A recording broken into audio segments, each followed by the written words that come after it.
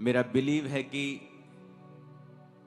पिछले साल जो परमेश्वर की महिमा को आपने देखा है, इस साल हम कुछ ऐसा देखेंगे जो इस मिनिस्ट्री ने पहले कभी नहीं देखा। प्रार्थना के समय परमेश्वर का आत्मा मुझे दिखा रहा था कि लोग हैरान हो रहे हैं कि इतने, जब इवनिंग क्रूसेड शुरू होते हैं, जब जहां तक निगाह जाती है कैमरा दिखा नहीं पा रहा गैदरिंग को, ड्रोन्स दिखाते हैं सही तरीके से। परमेश्वर मुझे दिखाया है अगले साल, इस साल 2026 में, जब 25 में प्रार्थना कर रहा था, परमेश्वर ने दिखाया अगले साल क्या होगा। अब ये 2026 में जब लोग क्रूसेड्स देखेंगे, ये इस इतिहास के सबसे बड़े क्रूसेड्स होंगे और लोग देखेंगे कि कहां तक निगाह जा सकती है। ड्रोन्स को थका देंगे हम, और यह परमेश्वर की ओर से निर्धारित हो चुका है। जब कोई चीज परमेश्वर की ओर से निर्धारित हो जाए तो शैतान का जलना और उछलना स्वाभाविक है। तो उसकी परवाह कभी मत किया करो। ये हमारे लिए रोटी है, ब्रेड है, ये फूड है। ये दिखाता है कि परमेश्वर का आत्मा आपके साथ है। ये दिखाता है कि तरक्की की राह पे हैं हम। और वो लोग, आत्मिक रीति से जो लोग समझते हैं इस बात को, कि पिछले साल जब हमें लगा कि अन्य जाति लोगों ने आपकी इंसल्ट करने की कोशिश की, लेकिन क्रिसमस आते आते ऐसी कई टेस्टिमनीज हमारे पास आई जो अन्य जाति लोग थे, चर्च को नहीं जानते थे, चर्च के सॉन्ग लगाकर सुन रहे थे।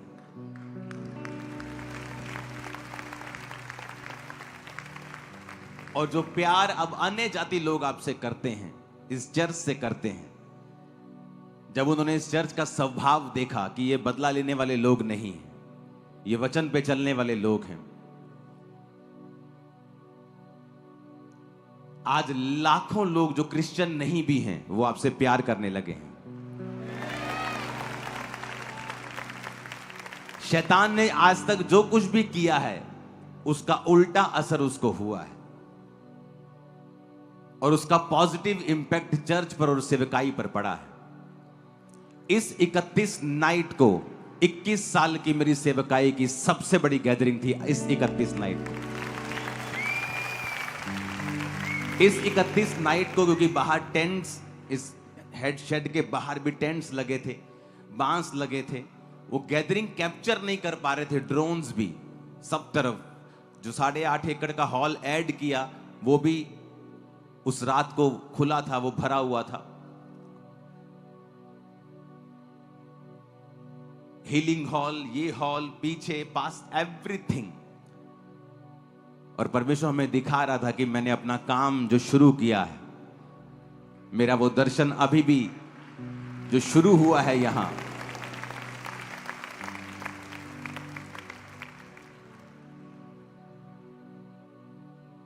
मुझे एक बात मालूम है, जब परमेश्वर का आत्मा आपकी अगुवाई करता है, जब वो आपको गाइड करता है, जब वो आपको एक जर्नी पे लेके जाता है, एक यात्रा पे लेके जाता है, एक बुलाहट पे लेके जाता है।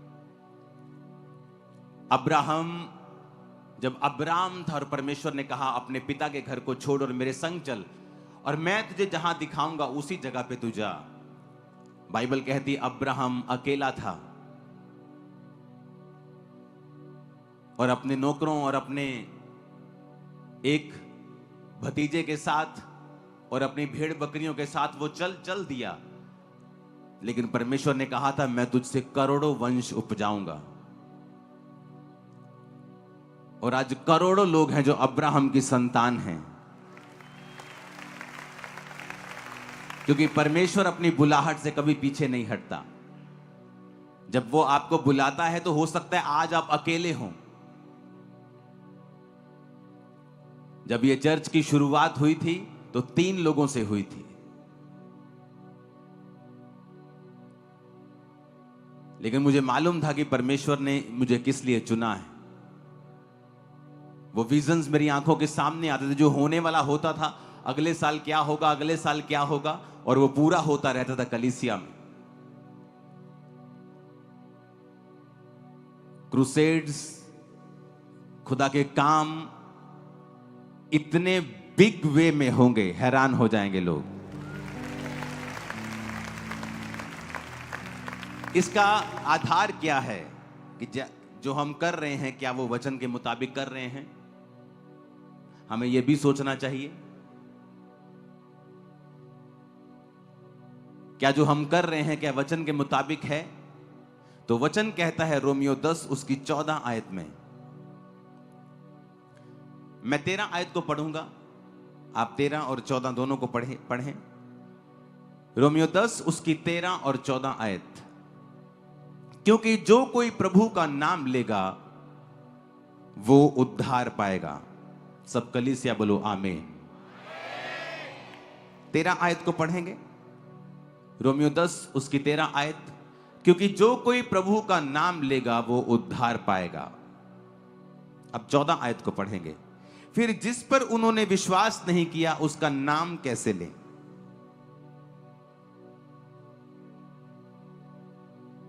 अपने पड़ोसी को बोलो, जिस पर उन्होंने विश्वास नहीं किया उसका नाम कैसे लें? फिर लिखा, जिसके विषय में सुना नहीं उस पर विश्वास कैसे करें? और फिर लिखा है, और प्रचारक बिना कैसे सुने?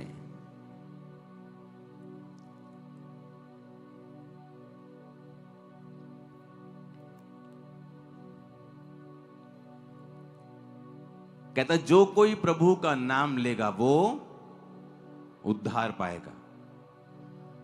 उद्धार को जब हम यूनानी भाषा में पढ़ते हैं, जिस ओरिजिनल भाषा में बाइबल लिखी गई थी, उसका मतलब है सोटेरिया, जिसका मतलब है डिलीवर होना, हेल्थ, सेव होना। उद्धार का मतलब सिर्फ आत्मिक उद्धार नहीं है, सिर्फ स्वर्ग जाना नहीं है। उद्धार का मतलब स्वर्ग जाना है, उद्धार का मतलब हीलिंग है, उद्धार का मतलब फाइनेंशियल उद्धार है, फिजिकल उद्धार है, मेंटल उद्धार है, हर तरह का उद्धार है, हर तरह की हीलिंग है जो परमेश्वर आपको देता है।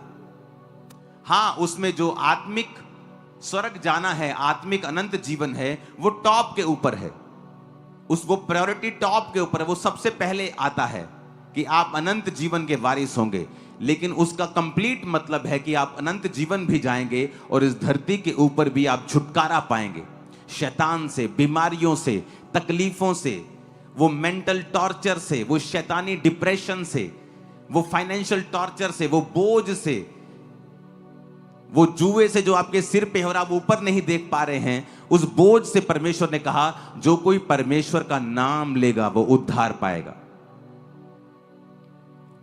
और वचन कहता है कि यहूदियों, 12 आयत में लिखा, यहूदियों और यूनानियों में कुछ भेद नहीं। इसका मतलब क्या? इसका मतलब चाहे वो क्रिश्चियन हो चाहे नॉन क्रिश्चियन हो, जो कोई परमेश्वर का नाम लेगा वो उद्धार पाएगा। 12 आयत में लिखा, यहूदियों और यूनानियों में कुछ भी भेद नहीं, क्योंकि वो सबका प्रभु है और अपने नाम लेने वालों का के लिए उदार है। कहता चाहे कोई यहूदी हो चाहे कोई यूनानी हो, यानी चाहे कोई परमेश्वर को पहले से मानने वाला हो चाहे ना हो, जो कोई प्रभु का नाम लेगा वो उद्धार पाएगा। वो उद्धार शारीरिक है, वो उद्धार आत्मिक है, वो उद्धार फाइनेंशियल है। वो छुटकारा पाएगा अपने कर्जों से भी, अनंत जीवन को पाएगा, वो स्वर्ग राज्य का अधिकारी होगा।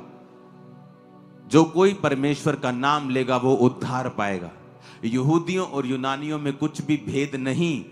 जो कोई आएगा और जीसस का नाम लेगा वो बचाया जाएगा अपनी शर्मिंदगियों से, अपने कर्जों से, पापों से, दुखों से, बांझपन से। जो कोई, एनीबॉडी। परमेश्वर नहीं कहेगा तू किस धर्म से आता है, तूने कितने पाप किए हैं। अगर हम माफी मांगेंगे और परमेश्वर के पास आएंगे तो उसने कहा तो उद्धार पाएगा। तेरे पाप चाहे लाल रंग के हों, मैं उन्हें माफ कर दूंगा। तेरे पाप चाहे ऐसे हों कि बहुत ही गाढ़े हैं, कलर के हैं, ऐसे हैं जो माफ नहीं किए जा सकते लोगों के द्वारा, लेकिन मैं उन्हें माफ कर दूंगा।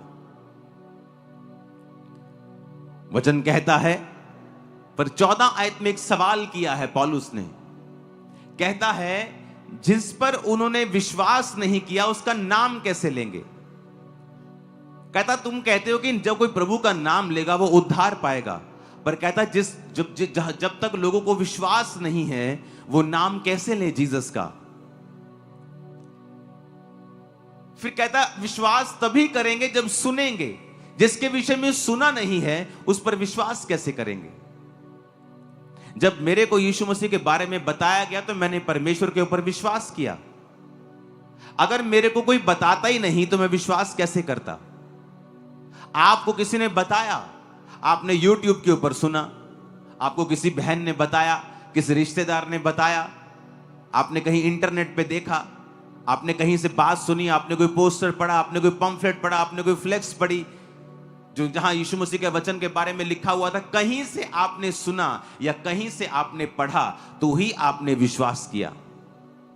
फिर आप चर्च आए, चाहे आपको पूरा विश्वास नहीं था, फिर आपने और सुना, गवाहियां सुनी कि इतने लोग खरीदे नहीं जा सकते हैं। हर रोज, हर संडे, हर थर्सडे 500 लोग गवाहियां दे रहे, इतने लोग खरीदे नहीं जा, कुछ तो है। और लिखा, जब आप विश्वास करेंगे तभी आप परमेश्वर का नाम लेंगे। क्योंकि जब तक आपने सुना नहीं है आप विश्वास नहीं कर सकते। जब आप विश्वास करेंगे तभी आप परमेश्वर का नाम लेंगे, और जब आप नाम लेंगे तब आप उद्धार पाएंगे। फिर आगे लिखा है, और कहता, जिसके विषय में सुना नहीं उस पर कैसे विश्वास करें, और प्रचारक बिना कैसे सुने? अपने पड़ोसी को बोलो, प्रचारक बिना कैसे सुने। 15 आयत में लिखा है, और यदि भेजे ना जाएं, अपने पड़ोसी को बोलो, यदि भेजे ना जाएं, यदि भेजे ना जाएं तो कैसे प्रचार करें? जैसा लिखा है, उनके पांव क्या ही सुहावने हैं जो अच्छी बातों का सुसमाचार लाते हैं, सुनाते हैं। आमीन। अब कहता, प्रचारक बिना सुने कैसे? क्योंकि विश्वास सुनने से और सुनना मसीह के वचनों से पैदा होता है। अगर विश्वास नहीं किया तो नाम कैसे लेंगे? तो नाम लेने से पहले विश्वास करना जरूरी है, और विश्वास लाने के लिए सुनना जरूरी है, और सुनने के लिए कहता, प्रचारक बिना कैसे सुने? प्रचारक बिना कैसे सुने? और कहता, यदि प्रचारक भेजे ना जाएं तो कैसे प्रचार करें? यह एक सीक्रेट है। प्रेरितों के काम की कलीसियाएं क्यों आशीषित थीं? क्योंकि उनको अपना रोल मालूम था कि लोग विश्वास तभी करेंगे जब वो सुनेंगे यीशु मसीह के बारे में। और सुनाएगा कौन? प्रचारक। प्रचारक यदि भेजे नहीं जाएंगे तो प्रचार कैसे करेंगे? आज आप मुझे सुन पा रहे हैं क्योंकि साउंड टीम ने अपना काम किया है। आज हम हॉल के नीचे बैठे हैं क्योंकि हम सब ने कंट्रीब्यूट किया है, और इस हॉल को हमने बना के हम बैठे हैं।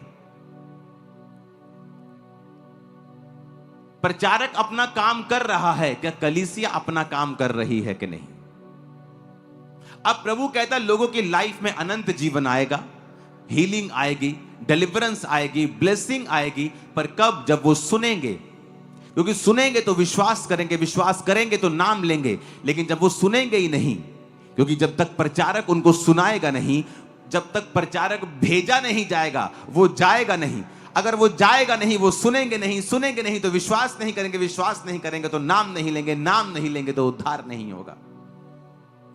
कड़ी के साथ कड़ी जुड़ी है कि जब कलीसिया प्रचारकों को भेजेगी वो प्रचार करेंगे, जब प्रचारक प्रचार करेंगे वो विश्वास करेंगे, वो सुनेंगे और फेथ करेंगे। जब फेथ करेंगे तो वो फिर नाम लेंगे, जब नाम लेंगे तो उद्धार होगा। इसीलिए आपने नोटिस किया होगा कि शैतान को पता है यदि प्रचारकों को मैं बंद कर दूं तो वो उद्धार का काम रुकता है। वो हाथ धो के इसलिए प्रचारकों के पीछे पड़ा रहता है। उसे उन प्रचारकों से तब दिक्कत नहीं थी जब वो नशा करते थे, जब वो शराबी थे, लेकिन जब वो प्रचारक बन जाते हैं उसे दिक्कत होती है। और आपको मालूम होना चाहिए कि वो शैतान है जो गुस्सा कर रहा है, इंसान नहीं है। वो शैतान है जो प्रचारकों के पीछे, क्योंकि परमेश्वर को पता है जब शैतान ने प्रभु यीशु मसीह को परखा तो वचन से परखा, अपने आप को नीचे गिरा। तेरे पिता के वचन में लिखा है कि जब तू अपने आप को नीचे गिराएगा तेरे पिता के दूत तुझे संभाल लेंगे, तेरे पांव में पत्थर से ठेस ना लगेगी। जीसस ने कहा पिता के वचन में यह भी लिखा है कि तू अपने प्रभु अपने परमेश्वर की कभी भी परीक्षा ना कर। शैतान वचन जानता है, उसे पता है प्रचारक अगर भेजे जाएंगे, अगर प्रचारक अगर जाएंगे तो वो प्रचार करेंगे, अगर करेंगे तो लोग सुनेंगे, सुनेंगे तो विश्वास करेंगे, विश्वास करेंगे तो नाम लेंगे, नाम लेंगे तो उद्धार मिलेगा। इसलिए वो चाहता है कि प्रचारकों को रोका जाए, किसी तरह से प्रचारकों को बंद किया जाए। लेकिन शैतान और उसके सब एजेंट्स प्रचारक 10 गुना बढ़ने वाले हैं। यहां मैं आपको बता रहा हूं, मैंने आपको एक प्रोफेसी दी थी पिछले साल या उससे पिछले, मैंने कहा था कि आने वाले समयों में परमेश्वर यहां पर इस देश में ऐसे लोगों को उठाएगा जो अपनी रीति और रिवाजों से काम करेंगे, जो अपने ही जो कल्चर जहां पे वो पैदा हुए हैं उस तरीके से वो लोगों को बचाएंगे। जिस तरह पौलुस कहता है, जब मैं यहूदियों में गया मैं यहूदियों के जैसा बन गया, मैं यूनानियों में गया मैं यूनानियों के जैसा बन गया, ताकि मैं बहुत से लोगों को अपने जैसा लगूं और मैं बहुत से लोगों का उद्धार करा सकूं। यह बेवकूफी है। आप जानते हैं बाइबल ना तो मेकअप के खिलाफ है ना ही मेकअप के साथ है। ये आपका अपनी चॉइस है। ओवर मेकअप नहीं होना चाहिए, हम सबको पता है। ओवर बहुत ही इतने बड़े बड़े आंखों बहुत ही ओवर कर लिया, वो स्पिरिचुअल चीजों से बाहर हमें कर देती है। लेकिन अगर आप ये समझें कि आप मान लीजिए आप अमेरिका में हैं और आप वहां पर उन लोगों को प्रचार कर रहे हैं और आप बिल्कुल मेकअप नहीं करते, बिल्कुल व्हाइट सूट में हमेशा रहते हैं, आप उन लोगों को जल्दी इंप्रेस नहीं कर पाएंगे। आपको उनके जैसा लगना होगा कि हम भी आपके जैसे हैं, ताकि उद्धार हो सके, आत्मा बच सके। इसलिए पौलुस ने कहा मैं यहूदियों के लिए यहूदियों के जैसा बना, यूनानियों के लिए मैं यूनानियों के जैसा बना। अगर आप इंडिया में आएंगे और आप जैसे फॉरेन कंट्रीज में लेडीज प्रचार करती है, अगर आप यहां करने की कोशिश करेंगे, लोग आपसे इतना इंप्रेस नहीं होंगे, क्योंकि उनको वो कल्चर के बारे में मालूम नहीं है। आप जहां रहते हैं आप उस तरीके से प्रीच करेंगे ताकि आप लोगों को आपका पहनावा, आपकी चीजें एक उद्धार के लिए, क्योंकि परमेश्वर ने सब जातियों के लिए अपनी जान दी है, कि आप एक रुकावट ना हो, आप ऐसे ना हो कि आप मूर्ख लगें, आप अलग लगें, ताकि लोग परमेश्वर के सुसमाचार को समझें, पहचानें और उसे कबूल करें। कितने मेरी बातों को समझ रहे हैं? ये बुद्धि सब में नहीं है। अगर सब में होती तो लोग बचाते वो भी। अगर ये बुद्धि होती तो लोग बचाए जाते। अगर ये विजडम वो यूज करते, अगर बाइबल की राइट नॉलेज वो लेते, तो ऐसा नहीं होता। हालेलुया। इसलिए परमेश्वर ने कहा मैं तुम्हें भेड़ के समान भेड़ियों के बीच में भेजता हूं। तुम सांप की तरह बुद्धिमान रहो और कबूतर के नाई भोले भी रहो। कबूतर किसी का नुकसान नहीं करता और सांप चालाकी से बचता है।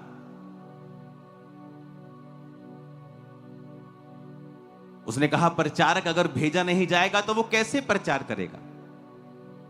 पौलुस ने जिस कलीसिया का थैंक्स किया कि अब मेरा परमेश्वर तुम्हारी हर घटी को महिमा सहित मसीह यीशु में पूरा करेगा, वो कलीसिया थी जिसने अमीर ना होने के बावजूद भी पौलुस को लिखा बार बार मिशनरी कामों के लिए अपने चंदे को भेजकर उसकी सहायता की थी। और सब जानते हैं पौलुस जो था वो टेंट बनाने का काम करता था, उसका बिजनेस था, उसका और उसके साथियों का। वो कलीसिया के ऊपर भार नहीं डालता था। कलीसिया को भी पता था कि जो हम पौलुस के जीवन में, इसकी सेवकाई में बो रहे हैं, ये सारा यरूशलेम में, सारा कलीसियाओं की उन्नति में और कलीसियाएं बनाने में इस्तेमाल हो रहा है। इसीलिए उसने कहा था कि अब परमेश्वर तुम्हें, क्योंकि तुमने वचन पूरा किया है, हम प्रचारकों को तुमने भेजने में सहायता की है, अब हमारा परमेश्वर भी तुम्हारी सहायता करेगा। इसलिए उन लोगों की आशीष हमेशा डबल होती है, 4 गुना 10 गुना होती है, जिन्होंने प्रचारकों की सहायता की है। इसलिए आप देखते हैं वो कलीसियाएं आशीषित होती जाती हैं जिनका मकसद प्रचारकों को भेजना होता है। आप एक ऐसी कलीसिया में जब जुड़ जाती हैं जिसका मकसद प्रचार करना है, इवेंजलिज्म करना है, सुसमाचार देना है, और आप ऑटोमेटिकली वो प्रार्थना भी उनके लिए करने लगते हैं, आप वहां बोने भी लगते हैं, आप फास्टिंग करने लगते हैं, आप देखने लगते हैं कि परमेश्वर ने आपकी लाइफ के ऊपर आपको ब्लेस किया है, क्योंकि अब आप परमेश्वर के वचन को पूरा कर रहे हो। यदि प्रचारक भेजे नहीं जाएंगे तो प्रचार कैसे करेंगे? Hallelujah, hallelujah. हमें ये बुद्धि यूज करने की जरूरत है कि परमेश्वर ने आपकी एक डिवाइन ड्यूटी लगाई है। आपका काम है अपने पास्टर्स के लिए प्रार्थना करना, आपका काम है बोना, आपका काम है फास्टिंग करना, आपका काम है प्रेयर करना कि परमेश्वर सुसमाचार के रास्ते ओपन हो और बहुत से लोग तुझे सुने, बहुत से लोग सुसमाचार के ऊपर विश्वास करें और बचाए जाएं। आमीन, आमीन। अपने पड़ोसी को बोलो, यदि भेजे ना जाएं तो वचन कहता है कि वो कैसे प्रचार करें।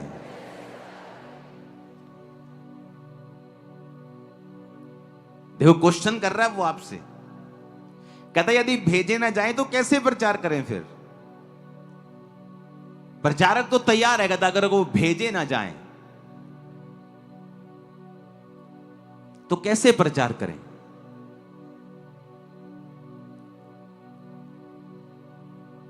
और उनको भेजने वाला कौन होता है? कलीसियाएं। इसलिए बहुत से लोग सेवा कंटिन्यू नहीं कर पाते। क्यों? उन्हें मकसद भूल जाता है कि हमारा काम है इस प्रचारक के साथ रहना और इसको भेजना,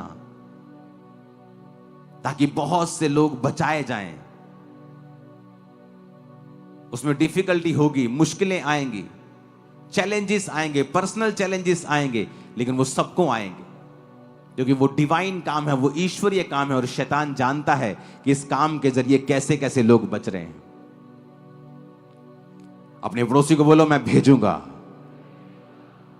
आमीन, आमीन।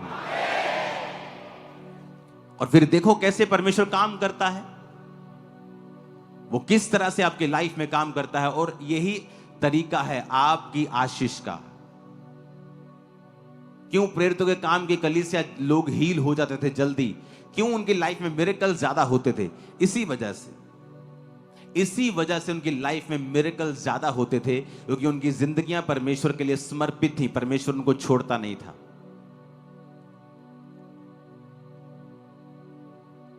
आपकी लाइफ में आप देखना उन लोगों की लाइफ में जो जीवित चर्चिस के साथ हैं, सुसमाचार फैलाने वाली, कंप्लीट गॉस्पल देने वाली, उस चर्च के लोग आपको हमेशा ज्यादा आत्मिक और ब्लेस्ड मिलेंगे। हालेलुया। मैंने आपको प्रोफेसी दी थी 2 साल पहले कि ऐसे लोग उठेंगे जो अपने अपनी रीतियों से प्रचार करेंगे। हां, जब आप कोई सॉन्ग निकालें तो आपकी वर्डिंग नॉन बिब्लिकल नहीं होनी चाहिए, बदले की भावना वाली वर्डिंग नहीं होनी चाहिए। ना रख दांगे, ना पतांगे, टाक दांगे, ऐसा नहीं होना चाहिए। वर्डिंग बिब्लिकल ही हो, उसकी ट्यून कोई भी हो सकती है, वो उस एरिया के मुताबिक हो सकती है, उस देश के मुताबिक हो सकती है, उस कल्चर के मुताबिक हो सकती है।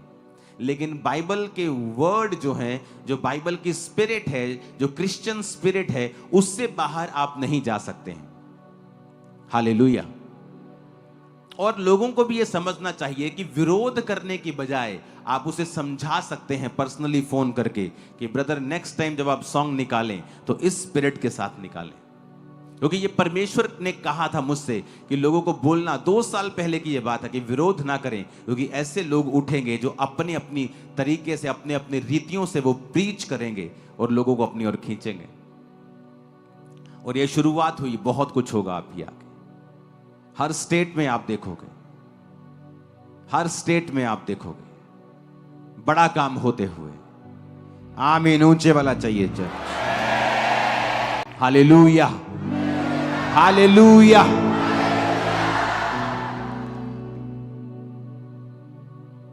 जो चर्च जब भी खड़ी हुई है, वो खड़ी हुई है परमेश्वर के एक बड़े मकसद के लिए।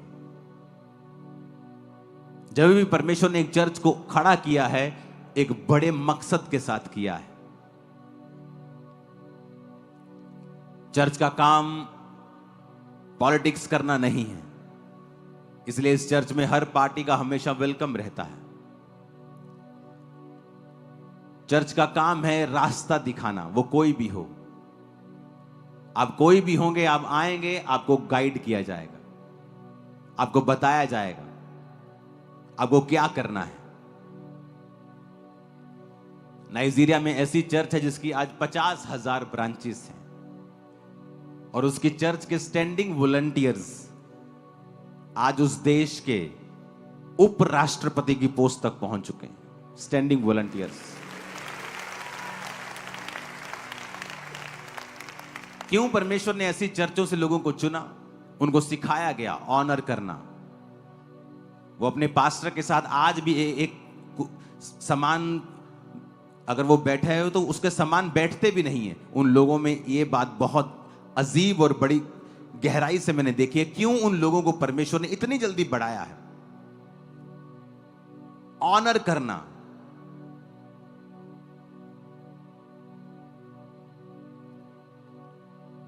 और इसीलिए परमेश्वर ने उनको ऊंचा किया है। वो समझते हैं प्रचारक की वैल्यू को, वो समझते हैं उस दर्शन की वैल्यू को। बात इंसान की नहीं, बात मूसा की नहीं। जब मूसा को किसी ने कुछ कहा हो तो परमेश्वर ने उसे कोड़ी कर दिया। बात मूसा की नहीं, बात उस दर्शन की है जो परमेश्वर ने अपना उस जगह पे रखा है और मूसा को उसका अगुवा बनाया है। बात उस दर्शन की है, बात परमेश्वर की है कि जब आप मूसा के खिलाफ खड़े हो रहे हैं, आप इनडायरेक्टली परमेश्वर के खिलाफ खड़े हो रहे हैं, क्योंकि वो विजन जो है वो परमेश्वर का है। हालेलुया। एक अन्य जाति व्यक्ति अगर पॉलिटिक्स में है, वो शराब पिए, वो कुछ भी करता है, परमेश्वर उसको अलग तरीके से देखता है। वो व्यभिचार में है क्योंकि वो वचन नहीं जानता है, और वचन में लिखा है वो लोग ज्यादा चालाक हैं, ज्यादा चालाक हैं। वो आते हैं, हाथ जोड़ते हैं, अपना काम कराते हैं, चले जाते हैं। और अपने वाले लोग इतने मूर्ख हैं बेचारे, खिलाफत ही करते रहते हैं एक दूसरे की, और फिर उन्हीं चर्चों में वोट्स मांगने जाते हैं और लोग याद रखते कि ये तो वही था ना। क्योंकि चर्च का काम पॉलिटिक्स करना नहीं। अगर इस चर्च ने कभी पॉलिटिक्स में जाना ही नहीं, तो जिसने जाना है वो ये ध्यान रखे कि हमें लोगों को कैसे अपनी ओर करना है। अगर हम ही ये बेवकूफियां करते रहेंगे और बाद में चर्च में खड़े होकर प्रार्थना करवाने के लिए आएंगे, तो कुछ नहीं होगा। इसलिए परमेश्वर ने कहा दूसरे लोग ज्यादा चालाक हैं, क्रिश्चियन लोगों से ज्यादा चालाक लिखा है बाइबल में। क्यों लिखा परमेश्वर ने ऐसा? उनको बुद्धि है, वो जानते हैं, अपना काम करो और चलें। हालेलुया। जब तक आप ऑनर नहीं करेंगे उस विजन का, तब तक परमेश्वर आपको ऊंचा नहीं करेगा। वो क्रिश्चियन लोगों को बड़े ध्यान से देखता है। जब तक आप व्यभिचार से और शराब से और नशों से बाहर नहीं आएंगे, वो कभी पॉलिटिकली आपको ऊंचा नहीं करेगा, क्योंकि आप वचन जानने वाले लोग हैं। जब तक आप वचन जान के गुनाह करते रहेंगे, परमेश्वर आपको हमेशा नीचा रखेगा। आप वचन को जानेंगे, आप प्रार्थना करेंगे, आप बाइबल को पढ़ेंगे, आप ऑनर करेंगे विजन्स का, दर्शनों का, परमेश्वर आपको ऊंचा करेगा। वो किसी भी तरह से करे, वो करेगा। वो लोगों के दिल में डाले, वो बड़े लोगों के दिल में डाले, वो किस तरह से आपको बढ़ाएगा, फिर वो परमेश्वर पे छोड़े। आज प्रॉब्लम ये है कि हर एक व्यक्ति, चाहे वो सामाजिक तौर से मसीह में है, चाहे वो पास्टर के तौर पे बुद्धि की कमी की वजह से वो लोग बढ़ नहीं पा रहे हैं। जब कुछ करने का समय होता है, जीरो रिजल्ट है उनके। रीजन क्या है? विजडम की कमी। जब मैं सेवकाई में खड़ा हुआ और जब मैं जाता था विजिट करने के लिए लोगों के घरों में, तो परमेश्वर की आत्मा ने मुझसे कहा कि इनसे चंदा नहीं लेना है विजिट करते समय। और जब भी लोग चंदा ले ले, ऐसे आपको पता होना चाहिए चर्च को, बहुत से लोग यहाँ चर्च में नए हैं कि जब विजिट करने पास्टर्स घर आते हैं लोगों के, तो जब वो जाने लगते हैं तो लोग चंदा देते हैं, यानी ऑफरिंग देते हैं, ऐसे हाथ करके ऑफरिंग देते हैं। तो पास्टर ऐसे प्रेयर करते हैं उस पर। तो परमेश्वर ने मुझसे कहा ऑफरिंग मत लेना, लोगों को बोल कि हाँ मैं ऑफरिंग लूंगा, लेकिन आप संडे चर्च में आए और उसे डालें परमेश्वर की हुजूरी में। पता है क्यों? क्योंकि लोगों के बीच में यह प्रचलन था कि पास्टर्स लोग सिर्फ चंदा लेने के लिए घर आते हैं। विजिट करने का मकसद सिर्फ चंदा लेना है कि 10 घरों में विजिट करेंगे, 50-50, 100-100 चंदा लेंगे तो 1000 रुपए इकट्ठा हो जाएगा। सिर्फ विजिट करना है, विजिट करना, चंदा लेना है सिर्फ। सब पास्टर्स नहीं, मैं भी विजिट करता था, लोग मुझे भी कई बार देते थे, सब पास्टर्स नहीं। लेकिन ये बिलीवर्स की मैं बात कर रहा हूं, वो ऐसे बोलते थे कि पास्टर आए तो 50 रुपए निकालने ही निकालने हैं। तो मुझे सेवकाई में पर्सनली ये एक रुकावट लगा। जिस चर्च ने मुझे बैप्टाइज किया है वो भी पास्टर्स विजिट करते हैं, लोग आज भी चंदा उन्हें देते हैं। जब वो मेरे घर आते हैं मैं भी उन्हें चंदा देता हूं। बात मैं भी ऑफरिंग देता हूं, बात वो नहीं है, वो आत्मिक आदमी है। लेकिन ऐसे भी लोग थे जो आत्मिक नहीं थे और सिर्फ विजिट करने के लिए जाते थे। तो परमेश्वर ने मुझसे कहा लोगों के बीच में ये एक मेंटालिटी है, इसे ब्रेक करना है। तुमने ब्रेक करना है कि चंदा सेकेंडरी है, ऑफरिंग सेकेंडरी चीज है। पहले जब मैं आया हूं वचन सुनो। लोग खाना बनाने के लिए चले जाते थे, कोई बिस्कुट लेने, कोई चाय, कोई कोल्ड ड्रिंक। मैं बोलता जब मैं आपके घर में आऊंगा मुझे कोई इधर उधर भागता नहीं चाहिए, क्योंकि जिसको मैंने वचन देना वो तो कोल्ड ड्रिंक लेने चला गया, जिस सिस्टर को मैंने वचन देना वो चाय बनाने चली गई। अब मैं वचन जिसको दे रहा हूं उसका कोई चर्च से मतलब नहीं। मैं कहा तुम लोग बैठो, मुझे कोई चाय पानी नहीं चाहिए, तुम चाय पानी मुझे भेज देना, मैं पी लूंगा तुम्हारा। तो मैंने क्या किया, मैंने चाय पीनी छोड़ दी। तो मैं लोगों को ये बोलने लगा कि मैं चाय पीता ही नहीं हूं, तो काम भी खत्म करता आप कि मैं पीता ही नहीं चाह। मैंने चाय पीनी छोड़ दी, मैंने खुद ही छोड़ दी। मैं कहा मैं पीता ही नहीं हूं, आ जाओ बैठो। अब कोल्ड ड्रिंक कितनी आदमी मिलेगा, कोल्ड ड्रिंक शुरू से मैं इतना पीता नहीं हूं। तो उनको मालूम था कि हमारा पास्टर ना चाय पीता ना कोल्ड ड्रिंक, हमें उसने वो आया तो हमें बैठना है। तो वो लोग क्या करते थे, लोग बैठते थे, फिर वो खुद भी बैठते थे, साथ वाले भी बैठते थे, पड़ोसी भी बैठते थे। तो 10-15 मिनट वचन देने के बाद मैं वहां से निकलता था। जब लोग ऑफरिंग लेने के लिए आते थे, जो लोग पक्के होते थे, जिनको पता है कि ये क्रिश्चियनिटी में स्ट्रांग है, इसको वचन पता है, कंप्लीट है, उससे ऑफरिंग मैं एक आध से लेता था और बाकी सबको बोलता नहीं। क्योंकि नए लोग भी होते थे, कम आत्मिक लोग भी होते थे, थोड़ा विश्वास वाले भी होते थे। सबको लगता कि अच्छा इस बहन ने दिया है तो मुझे भी देना है। मैं उनका मना कर नहीं, तुमसे मैंने नहीं लूंगा, आप चर्च में आओ और संडे डालो, आपकी प्रभु कबूल करेगा। तो इस विजडम से मैं चला हूं। मुझे मालूम था लोगों के दिल में क्या है, लोग क्या सोचते हैं। आप मेरी बात समझ रहे कि नहीं? आज आप सामाजिक तौर पे खड़े हैं, आप पॉलिटिकल तौर पे खड़े हैं और आपको पता ही नहीं लोगों के दिल में क्या है, आपको पता ही नहीं मुद्दे क्या हैं, आपको पता ही नहीं सिस्टम क्या है, कैसे लोगों को अपनी ओर करना है, आपको पता ही नहीं। दर्शनों को सपोर्ट करेंगे, प्रचारकों को सपोर्ट करेंगे, तभी हम परमेश्वर के दिल में अपनी जगह को बनाएंगे। हर एक व्यक्ति को परमेश्वर से बुद्धि मांगनी चाहिए, परमेश्वर मुझे विजडम दे, तेरी डिवाइन विजडम। लेकिन वो डिवाइन विजडम कैसे आएगी अगर अगले दिन हमने व्यभिचार करना है, अगले दिन रात को हमने पूरी बोतल शराब की पीनी? कैसे परमेश्वर हमें बुद्धि देगा? क्रिश्चियन लोगों को, अन्य जाति जो मर्जी करें, लेकिन हम क्रिश्चियन लोग वचन के साथ बंधे हुए हैं। बाइबल कहती है सब कुछ अच्छा चल रहा था। नूह ने जिस रात शराब पी और मतवाला हुआ, उसी दिन उसके बेटे ने उसको नंगा देख लिया।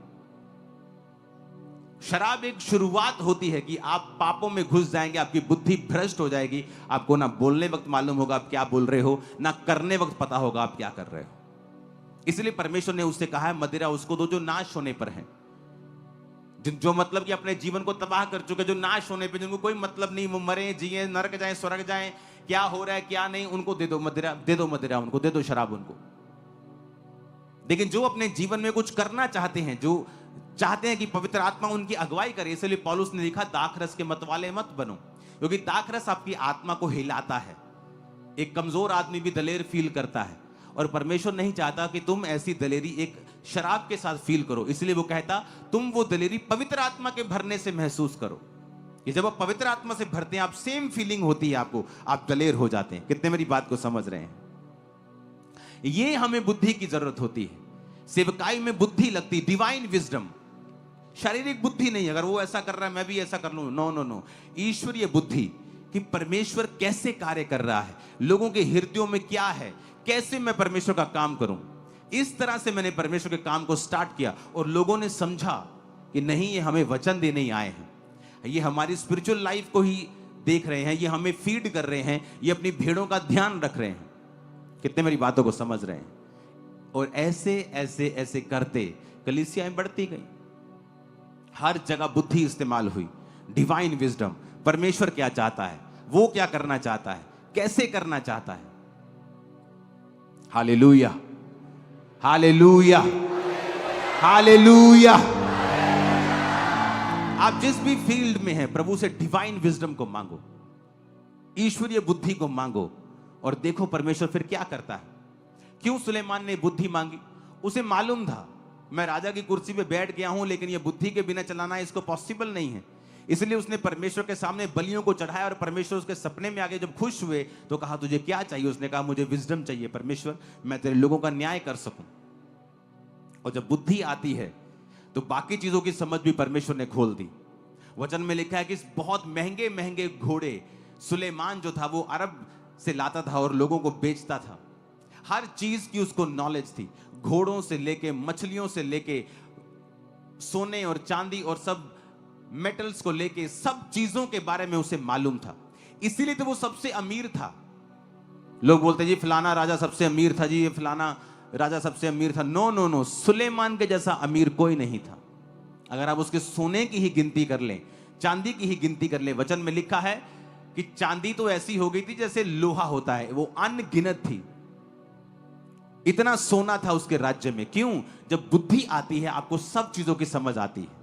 आपको घर कैसे चलाना है, बिजनेस कैसे चलाना है, बच्चों को कैसे चलाना है, वाइफ को, हस्बैंड को क्या बोलना है, क्या, ये बुद्धि आपको परमेश्वर का वचन देता है, उसका आत्मा आपको देता है। जब आप प्रार्थना करते हैं सुबह उठ के, आप प्रभु को इनवाइट करते हैं, आप बाइबल पढ़ते हैं, आप फास्टिंग करते हैं, क्रिश्चियन लाइफ बिताते हैं, परमेश्वर में सही जीवन बिताते हैं, फिर आप जिस भी फील्ड में होंगे परमेश्वर का आत्मा आपकी अगुवाई करेगा। कान खुले हैं कि नहीं आज? और इस बुद्धि के द्वारा ही फिर आप आगे बढ़ते हैं। अगर वो उसमें कमी है, वो आप ही का नुकसान करती है, किसी का नहीं। Hallelujah, hallelujah. अपने हाथों को उठाओ।